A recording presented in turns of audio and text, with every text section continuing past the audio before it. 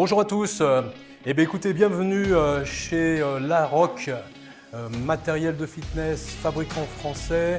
Vous allez bientôt découvrir sur Eric Favre TV une grande nouvelle, un vrai partenariat où le grand gagnant, je suis persuadé, restera le continent africain. Rejoignez-nous également sur le Fitex, nous aurons un stand Eric Favre et Larrock également sera présent pendant le Fitex avec de très belles surprises durant ce salon et bien sûr dans les semaines qui suivent. Rejoignez-nous très prochainement donc sur Eric Favre TV avec ce reportage où vous allez apprendre beaucoup de choses sur le monde de la fabrication du matériel de fitness. Merci et tenez la fonte très fort. Ça va faire fort. Bonjour à tous, bienvenue sur Eric Favre TV. Je suis aujourd'hui en France, dans l'usine Larrock, fabricant de matériel de fitness avec deux segments, un segment performance et un segment médical. Je suis avec Robin Scano. Bonjour Eric.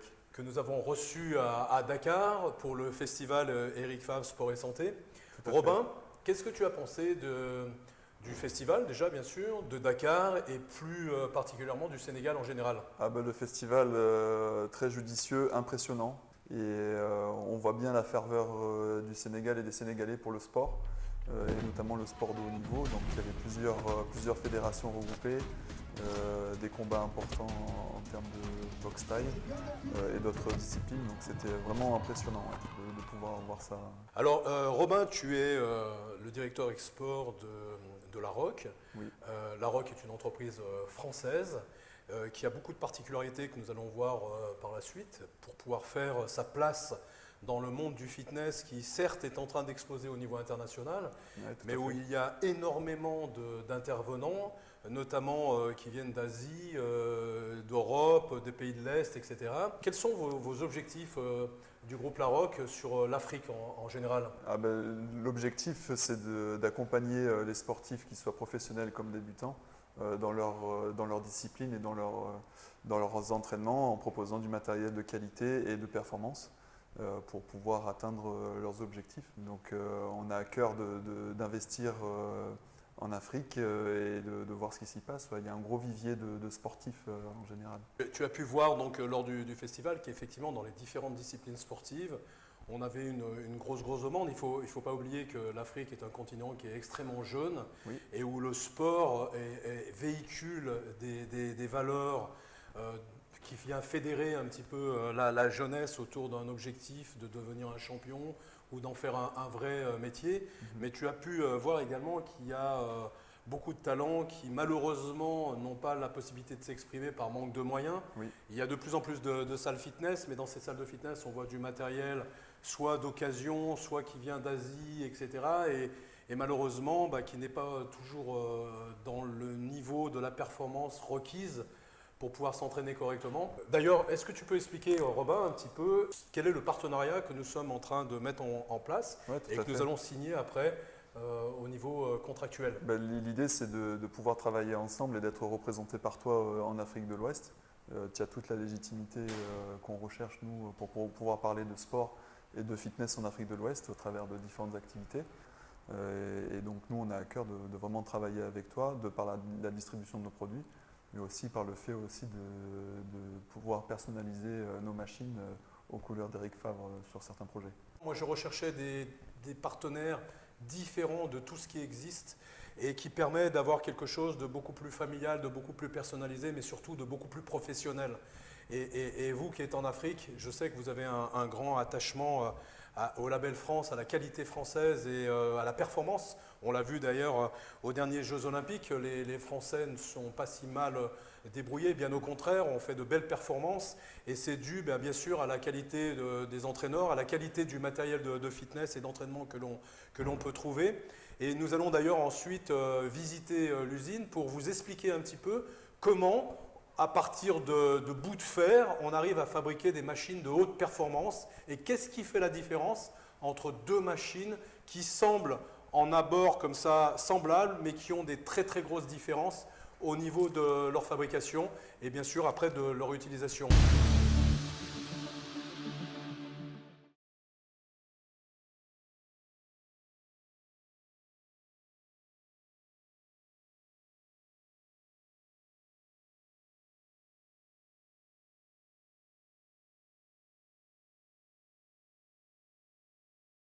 Johan, on est dans le bureau d'études ici, on est dans ton univers. Ouais.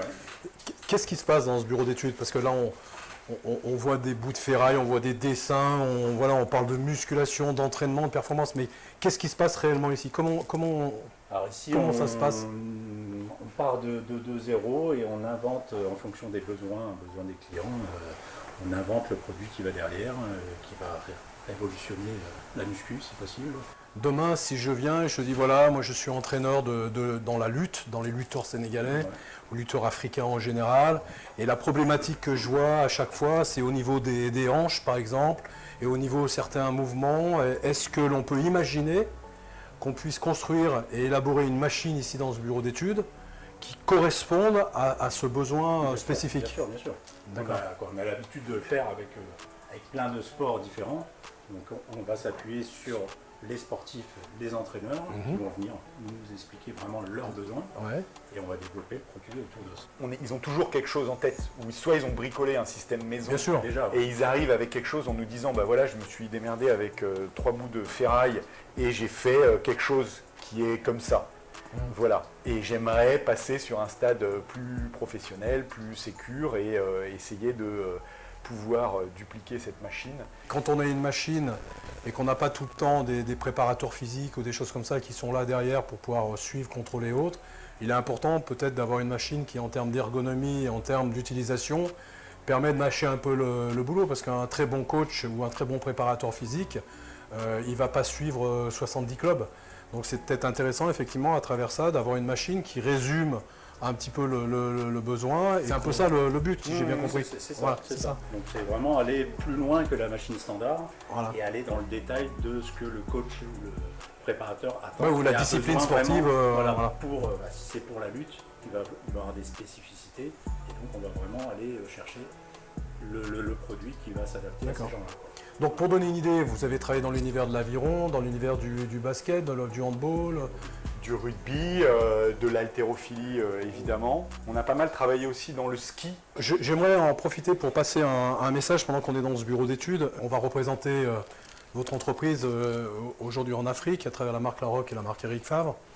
Le continent africain est un continent très riche, avec des jeunes athlètes qui sont très doués.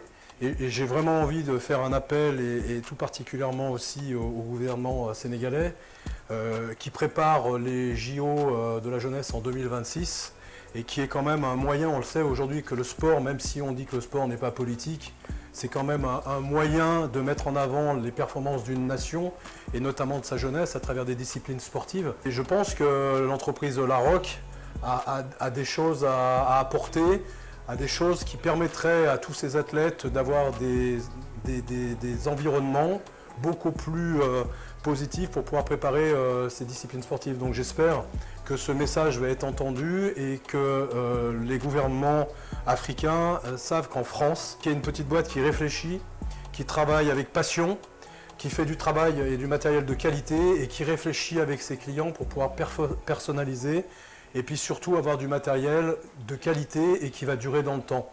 En tous les cas, je vous remercie pour votre transparence à tous, parce que c'est vrai que tout le monde n'ouvre pas les bureaux d'études avec simplicité, et tout le monde n'a pas cet engagement dans la performance. On cherche tous à faire de la série et pas trop s'emmerder. Quand je vois ce que vous travaillez sur l'aviron et les choses comme ça, c'est un vrai boulot pour quelques machines. Bravo en tous les cas.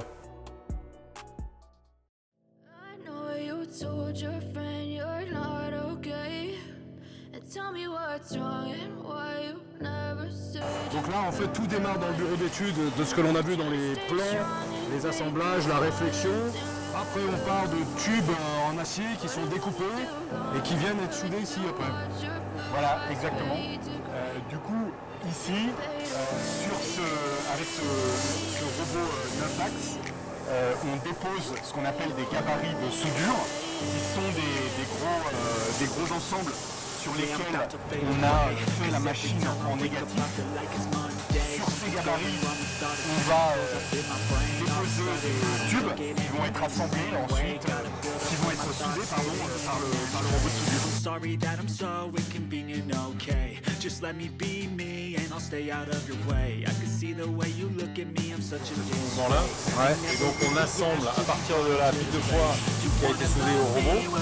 Enzo a pris la pièce qui correspond, a pris toutes les petites pièces, les bouts de tubes de tôle qui ont été découpés au laser, et il fait l'assemblage en 3 dimensions sur la base de gabarits, toujours de gabarits, mais sur des gabarits de soudure manuelle. C'est le même principe qu'au robot.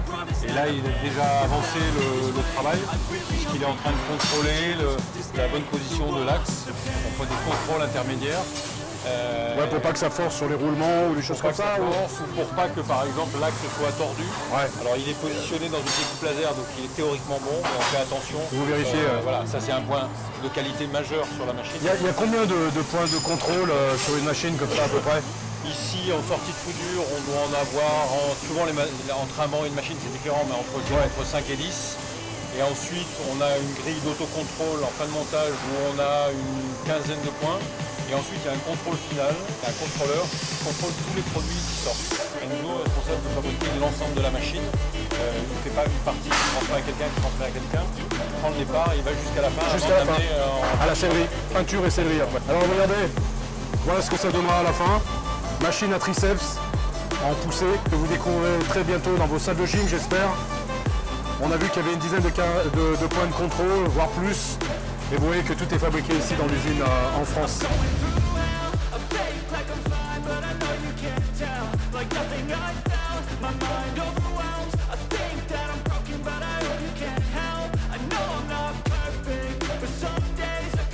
Donc on a une fiche technique par machine qui représente l'ensemble des pièces qui la composent. Le préparateur prépare sur la palette. Exactement. Et après ça part en soudure et en assemblage. C'est ça. Peinture, montage et en parallèle la sellerie. Et sellerie, d'accord, ok. Pour la machine. Ouais, c'est énorme en fait. Hein. Donc sur une machine comme ça, on peut avoir entre 50 et 150 pièces différentes qui sont toutes des pièces usinées selon le cahier des charges bien sûr du bureau d'études. Et là par exemple, nous avons une machine qui a été préparée et qui va partir en soudure, au montage, à la peinture, à la vérification bien sûr, et à la sellerie quand il y a de la sellerie. Et puis après bien sûr il faut assembler tout ça dans les normes ergonomiques pour pouvoir avoir le meilleur résultat bien sûr à l'entraînement.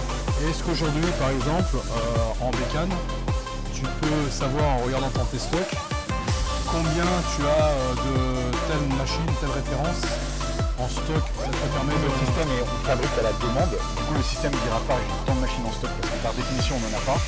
Mais il te dira j'ai toutes les pièces pour fabriquer les machines qui sont entrées en commande. Ouais. C'est des pièces qui sont communes À plusieurs machines. Ouais. et c'est des pièces spécifiques. Donc c'est pour ça qu'à un moment donné, tu as clair. un calcul qui se faire. Ce qu'il faut savoir faire maintenant, c'est de travailler sur la fiabilité de ces prévisions.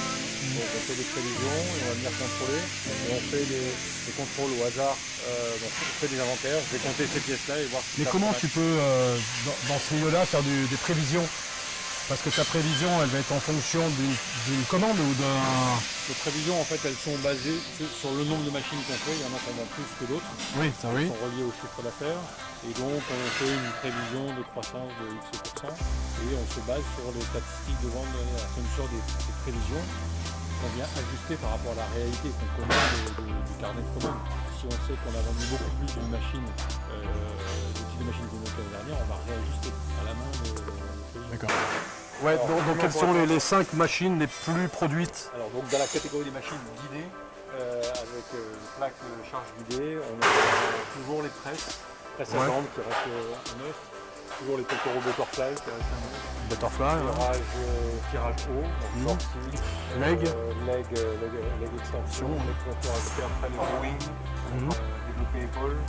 Alors on arrive à une dizaine de machines qu'on retrouve dans qui sont récurrentes dans toutes les salles de gym. Et après ça se complète en fonction des besoins. Et puis, bon, après on a les équivalents en charge à disque. Puis après tout ce qui est banque, on fait une panoplie de produits assez large. C'est quoi par exemple cette machine? J'ai jamais vu une machine comme ça. Voilà, ça c'est un exemple typique de ce qu'on fait très régulièrement. Notre mode de développement, il est lié à la fois à des nouveaux produits que nous on décide de développer pour étoffer notre gamme, ou à des collaborations qu'on a avec des préparateurs physiques, des experts de la musculation, typiquement comme Frédéric Delavier avec qui on a développé la gamme extrême. Donc ça c'est un banc à tirage couché, donc en bas un tirage aviron. Celui-là a été développé pour la Fédération française d'aviron. D'accord. On a demandé de faire un tirage couché à plat ventre, donc avec une barre chargée. Et là on est sur l'évolution, la deuxième version. Donc on est là sur un prototype, c'est un modèle qui n'est pas encore sorti, sur lequel on a fait un premier travail sur la base de la CAO qu'on a vu tout à l'heure, où les experts, les préparateurs physiques avec lesquels on travaille nous ont donné le cahier des charges. Alors on fait de faire un prototype qui n'est pas peint, pas fini, parce qu'ils viennent, ils essayent, ils se mettent sur le banc, on met une sellerie, et ils vont nous demander des modifications, donc on va pouvoir. Et on fait ce travail d'itération, le nombre de fois qu'il faut, et une fois que ce travail est fait, on fige les plans et on va faire tout le travail qui nous sépare de ça, de ce qu'on a vu sur la production, c'est-à-dire le dossier technique, les plans, la liste des pièces, faire découper les pièces, constituer les stocks, faire les gabarits, et à partir de là, on peut commencer à produire en série. On a développé cette manière de travailler en interne, c'est-à-dire de faire une espèce de binôme entre un expert, un préparateur qui connaît et qui fait la pratique du terrain, et nous qui essayons de comprendre et de modéliser ça du mieux possible, d'abord en modèle CAO et ensuite en proto. Entre le moment où tu as ta préparation qui est faite ici et le moment où elle est finie, prête à partir, il se passe combien de temps pour une fabrication de machine comme ça? Alors pour un banc, on va être sur une moyenne de 3 à 6 heures. Voilà, sur un banc, Une machine, on va être sur du 4 à 10. Et puis après, on a des machines spécifiques sur lesquelles on peut monter jusqu'à une vingtaine d'heures de boulot. D'accord, ok. Et j'imagine que dans la qualité de l'acier, il y a des qualités et des prix différents, non? Ou tout c'est standardisé? Oui, tu as la qualité de l'acier toujours, tu as le format aussi. Ouais. Nous, on va chercher pour certaines machines des formats qui nous sont propres. Donc là, forcément, c'est des coûts plus importants. Un des critères qui est quand même important dans l'appréciation de la qualité d'une machine, ça va être le poids. Un exemple tout bête, c'est un banc. Un banc que tu vas trouver pour le grand public, il va peser une dizaine de kilos. Le même banc, entre guillemets, c'est-à-dire qu'il remplit la même fonctionnalité, il va peser chez nous 60 kilos. C'est à peu près de cet ordre-là. Après, il est équipé pour le déplacer, etc. Voilà, il est équipé pour le déplacer, mais on est dans un business où la solidité, l'épaisseur de l'acier. D'ailleurs, tu vois sur tous les exemples qu'on a autour de nous, mais sur un élément comme ça qui va aller sur un banc, tu as des tubes de 3, 4, 5 mm d'épaisseur, c'est beaucoup. Après, tu vois la semelle qui est épaisse, sur le socle, très épaisse. Elle fait 8, 10, 12. Donc c'est lourd en soi et c'est hyper rigide. Pourquoi ce choix d'avoir des machines assez massives par rapport à d'autres machines qui ont la même fonction mais qui sont sur du tubulaire par exemple? Alors, 3 conséquences. La première conséquence, c'est réellement la rigidité des éléments en mouvement. Si on prend les bras d'une machine extrême, tu as beaucoup de matière. C'est très rigide, c'est là où tu mets toute la charge. C'est un tube carré, donc un système qui sera en tube assemblé prendra du jeu, un tube bouliné prendra du jeu, donc tu le sentiras dans le mouvement, tu n'auras pas la même transmission directe de la charge, donc sur la qualité, sur le ressenti, ça joue. Ça va jouer sur la fiabilité dans le temps, la durabilité de l'appareil, ça fait sorte d'une mesure entre une pièce qui est soudée et une pièce qui va être fabriquée par assemblage vissé. Dans le temps, on a une fiabilité qui est bien meilleure que les pièces assemblées. Le troisième élément, c'est aussi l'esthétique qu'on veut apporter sur ces machines-là. En donnant un look un peu transformer aux machines.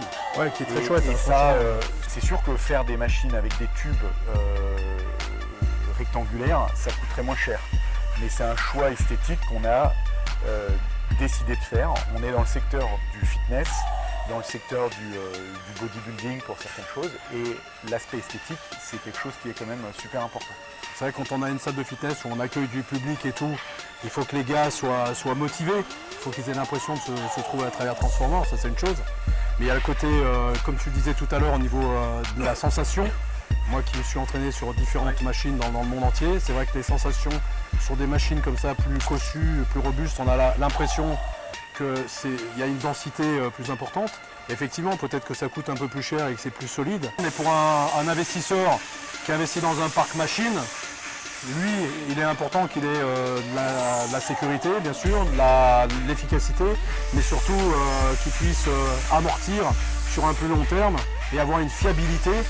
Parce que j'ai pu constater à plusieurs reprises que les machines sont robustes Et par exemple, les machines extrêmes ne demandent pas un entretien extrême. Donc c'est-à-dire que vos clients, vous ne les mettez pas en otage à consommer et à bouffer des machines tous les 5 ans parce que les autres sont mortes. Et puis vous les adossez pas à une obligation d'un service après-vente qui soit une prison quelque part. De machines dont on assure l'entretien et la maintenance, qui ont 10 ans, 15 ans, voire 20 ans. Comme on est fabricant, on a aussi les pièces et on garde l'historique et on est en capacité de faire de la maintenance dans la durée. Mais c'est des machines qui durent. Un châssis mécano-soudé comme on le fabrique nous, en pièces soudées, non pas boulonnées, il a une durée de vie, s'il est bien entretenu, qui est à vie. Il faut se rendre compte aussi que c'est soumis à des pressions et à des charges qui sont quand même conséquentes. On a eu la chance d'équiper un certain nombre de sites qui ont été utilisés par les équipes participant à la Coupe du Monde de rugby là, en 2023 en France. Et on a notamment une vidéo qui est sortie sur Insta, là. C'est les Anglais au Touquet qui posent sur une presse à double plateau qui est chargée à 600 kg, donc 300 kg de disques, et plus tu as 5 gaillards qui sont sur les épis,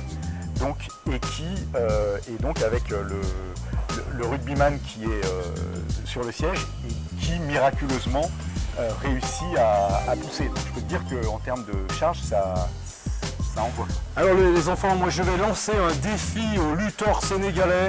Je vais amener des machines Eric Favre Larroque à Dakar. Je vais convoquer tous les plus gros lutteurs sénégalais pour venir casser la machine, pour voir si la machine elle va casser avec les lutteurs sénégalais.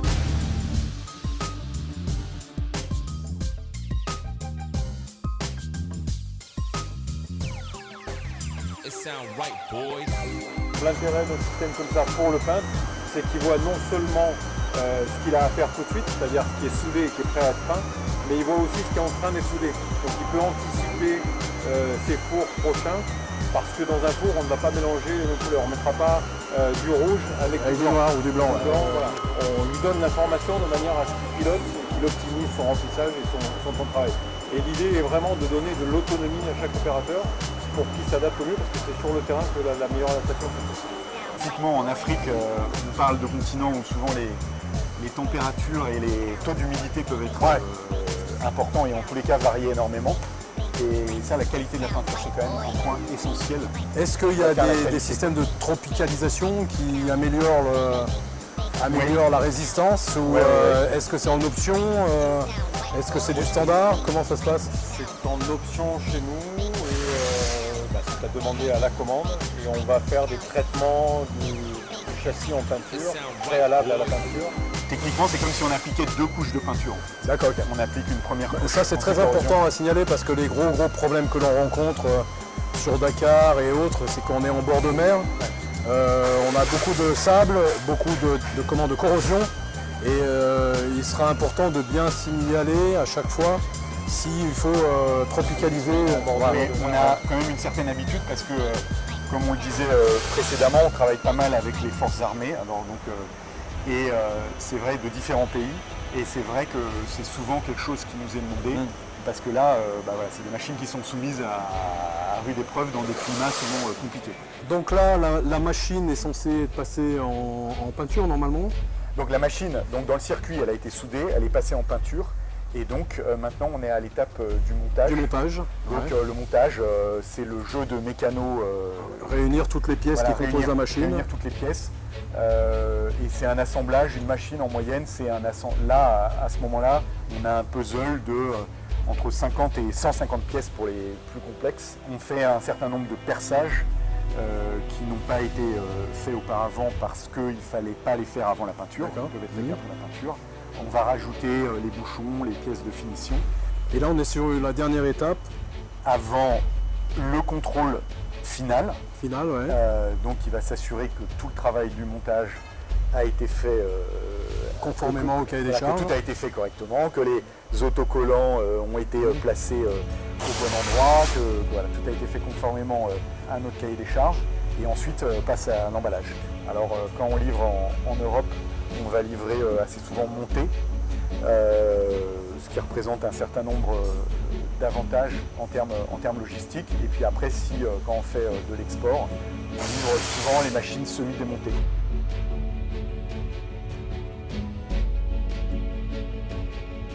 partie de la sellerie qui est faite ici pour les machines, mais aussi pour les tables, pour les kinés, les ostéos. Et à la fois pour les machines et à la fois pour les tables, on va faire un combiné de mousse, de la mousse dure et de la mousse souple.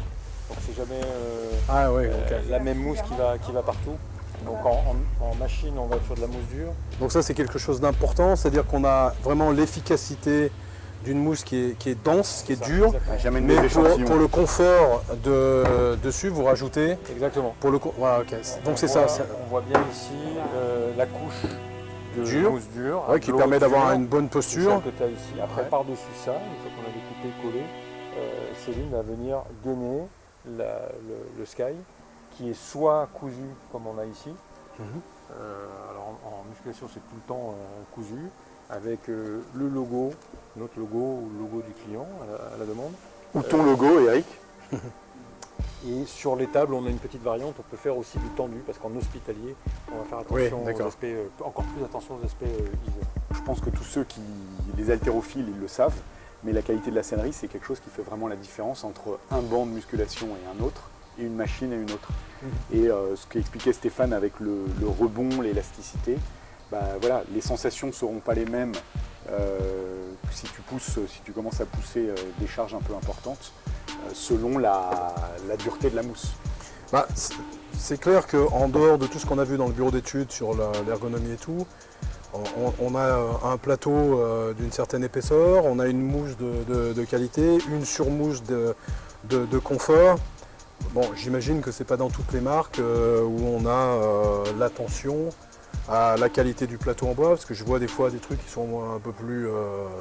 souvent, tu as des trucs injectés en fait. Voilà, et en fait, en injection, on a testé, puisque c'est un poste qui est assez manuel et sur lequel on se pose toujours comme industriel des questions sur l'automatisation. Et en plus, Céline peut en témoigner, c'est quelque chose qui est assez physiquement complexe. Mais donc il y a des solutions comme l'injection qui existent. La problématique, c'est qu'en termes de durabilité et en termes de confort, on sera sur quelque chose de bien moins qualitatif. Alors merci à Céline pour mettre toute son énergie et son professionnalisme dans la qualité des assises qui sont extrêmement importantes, parce qu'on y passe, on y use des shorts, des survêtements et autres sur ces bancs pour faire un peu de masse musculaire, et on voit que tous les détails sont importants dans la construction d'une machine. Sur la qualité de l'acier, sur la qualité bien sûr des plans au niveau ergonomie, mais on le voit également au niveau de tout ce qui est sellerie, où il faut qu'il y ait une sellerie qui soit durable, confortable et qualitative pour la durée dans le temps. Bravo, merci Céline. Donc on a vu dans la peinture que vous pouvez utiliser plusieurs couleurs, toutes les couleurs possibles et imaginables en stock. Et là on a les revêtements donc en sky de la sellerie, où effectivement un client peut personnaliser à la demande. S'il veut une machine, je ne sais pas, je dis n'importe quoi, blanche, dans les armatures et un siège rose, il peut en fait. On offre cette possibilité, suivant les gammes, en option ou en standard, de personnaliser, donc de choisir la couleur. On peut même faire du bicolore, mettre une couleur sur la tranche, une couleur sur le dessus, et rajouter le logo comme on l'a vu tout à l'heure, et aller jusqu'à personnaliser la couleur du fil de couture pour la sortir à la sellerie et à la structure de la machine. Donc ça, ce sont des choses qui se mettent en place plutôt sur le haut de gamme, et qu'on va très loin dans le détail pour encore une fois coller au mieux à ce que veut le client, et puis se projeter aussi sur la machine dans son environnement, dans la salle. Ça c'est important à souligner, vous pouvez personnaliser vos machines dans les couleurs au niveau des armatures, dans les selleries et dans les coutures, qui fait partie de la sellerie bien sûr. Ok, très bien. Il y a quelque chose qui fonctionne assez bien actuellement, c'est justement de ne pas mettre de couleur sur les châssis et de faire des rendus vernis. On voit les traces de meulage, voilà, mais c'est dans le look Indus qui est Factory Indus, qui est un peu à la mode dans certains univers, et notamment dans le secteur du fitness, ça passe très bien.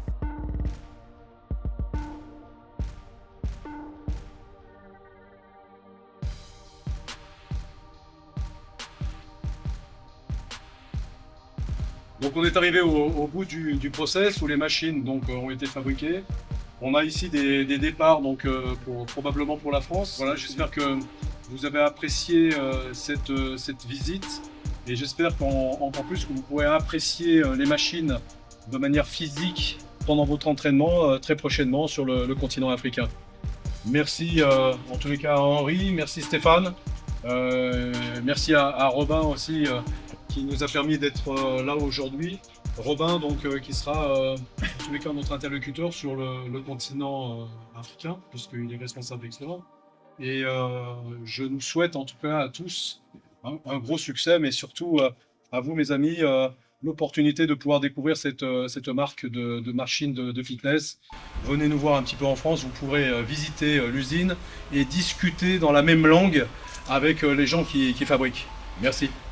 Allez, merci beaucoup. Merci. Et nous, en tous les cas, on a l'ambition de venir, venir en Afrique et on aimerait bien s'entraîner sur des machines Larrock avec des lutteurs sénégalais à nos côtés. On va pratiquer un peu avant. On vous verra dans l'arène. Robin, je pense qu'on va pouvoir passer à la signature du contrat en direct avec nos auditeurs. Je le dis souvent d'ailleurs, les contrats valent ce que valent les hommes, mais nous sommes en France et il faut du formalisme, donc nous allons valider notre parole et notre engagement réciproque avec le groupe Larrock à travers notre contrat que nous allons signer ensemble devant nos auditeurs. Avec plaisir. Alors nous y voilà, signature du contrat. Donc Robin, encore une fois, merci pour cette opportunité, cette occasion. Je suis donc ici chez Larrock pour signer ce contrat pour l'agence de représentation Larrock Eric Favre que vous retrouverez donc à Dakar, mais pour l'ensemble de l'Afrique de l'Ouest. Je suis en présence de Henri Devim, donc qui est le patron de Larrock. Henri, merci de ta confiance. Tu vois, cette confiance vient d'être marquée par un gros orage et un gros éclair qui vient marquer un petit peu la signature de ce contrat. Merci beaucoup, Eric, de nous faire confiance, toi aussi. Et ça mesure un peu le chemin parcouru. Moi, j'ai repris la société il y a 7 ans maintenant. Et je me souviens que la première fois que je t'ai aperçu, toi, tu ne m'apercevais pas, tu étais sur le haut d'une estrade au FIBO, donc qui est le salon de référence du fitness Cologne. À ce moment-là, on n'imaginait même pas parler avec toi. Et donc, on est très content et très fiers que tu viennes à l'entreprise, que tu nous fasses confiance, que tu aies mesuré toi aussi le chemin qu'on avait parcouru au service de la performance depuis toutes ces années-là. Effectivement, je suis très très attaché au monde de l'entrepreneuriat et à tous les entrepreneurs qui mettent une grande partie de leur énergie, une grande partie de leur vie à travers un projet entrepreneurial comme vous l'avez fait chez Larrock. Je vous ai suivi depuis quelques temps, c'est ce que j'ai expliqué à Robin et franchement j'apprécie votre engagement, votre passion, votre courage pour pouvoir développer cette entreprise ici en France où tout n'est pas facile. Et si je peux, avec nos amis africains, contribuer à partager cette passion et en profiter sur le continent africain, j'en serais ravi. Donc on va signer le contrat, c'est du formalisme, mais il en faut un petit peu. Et puis ça permet de montrer beaucoup de transparence dans tout ce que l'on fait. Et je tiens encore une fois à vous remercier pour votre transparence et d'ouvrir les portes de votre usine pour que nos équipes, ici 100% africaines également, présentes avec moi en France, puissent montrer un peu votre travail.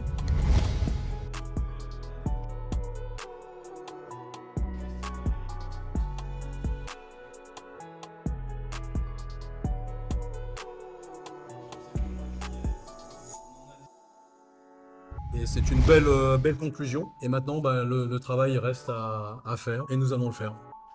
Donc c'est pas une conclusion, c'est le début d'une nouvelle aventure. C'est le début, hein. Absolument. Merci Henri. Voilà, c'est l'Afrique qui gagne. La France-Afrique, mais nouvelle version. 21e siècle. Autonomie, liberté, indépendance, partage, passion, courage, tous ensemble. Merci. Merci. À bientôt.